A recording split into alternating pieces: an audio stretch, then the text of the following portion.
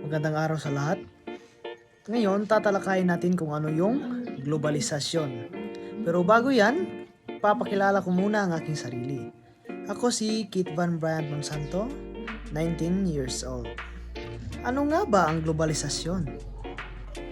So, ang globalisasyon ay isang proseso ng pagiging konektado at pag-uugnay ng mga bansa, kultura, ekonomiya, at tao sa buong mundo. Ito ay nagaganap sa pamamagitan ng mga teknolohikal na pag-unlad, komunikasyon, transportasyon, at international na pakikipagkalakalan. Sa ilalim ng globalisasyon, ang mga bansa ay nagiging mas interdependent sa isa't isa. Ang malayang paglipat ng produkto, serbisyo, at kapital sa buong mundo ay nagbubukas ng mga oportunidad sa kalakalan at pag-unlad. Ito ay nagpapalawak ng ekonomiya at nagbubukas ng mas maraming trabaho para sa maraming tao. Ang teknolohiya ay naglalaro ng malaking papel sa globalisasyon. Ang internet, mga mobile device at iba pang teknolohiya ay nagpapadali ng komunikasyon at pagbabahagi ng impormasyon sa global na antas.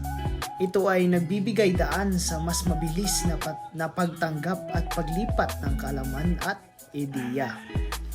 Kaugnay din nito ang pagbabago sa kultura at pananaw ng mga tao. Ang globalisasyon ay nagdadala ng pagkakataon para sa mga tao na mas mapalapit sa iba't ibang kultura. Pinapalaganap nito ang toleransya, pagpapahalaga sa diversity, at pag-uunawa sa iba't ibang pananaw. Gayunpaman, may mga kontrobersya at hamon ang globalisasyon.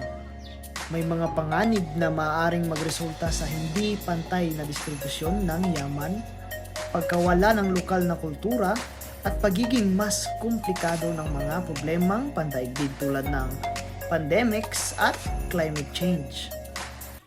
Ilan sa mga benepisyo nito ay pakikipagkalakalan. Nagbubukas ito ng mas maraming oportunidad sa negosyo at kalakalan sa iba't ibang bansa.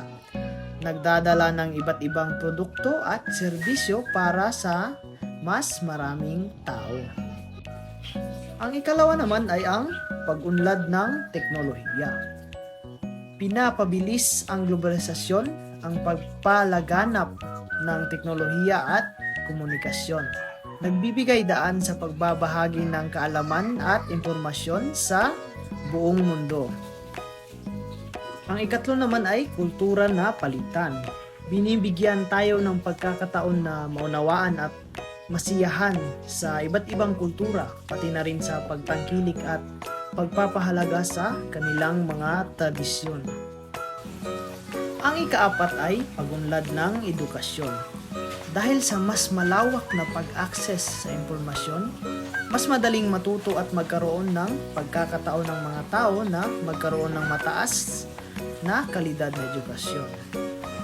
So, sa kabuuan, ang globalisasyon ay nagdudulot ng pagbabago sa mundo sa iba't ibang aspeto. Ito ay nagbubukas ng mga oportunidad, ngunit nagdadala rin ng mga hamon na kanilang tugunan ng mga bansa at individual upang makamit ang isang maayos at patas na mundo para sa lahat. At yun lamang po, maraming salamat.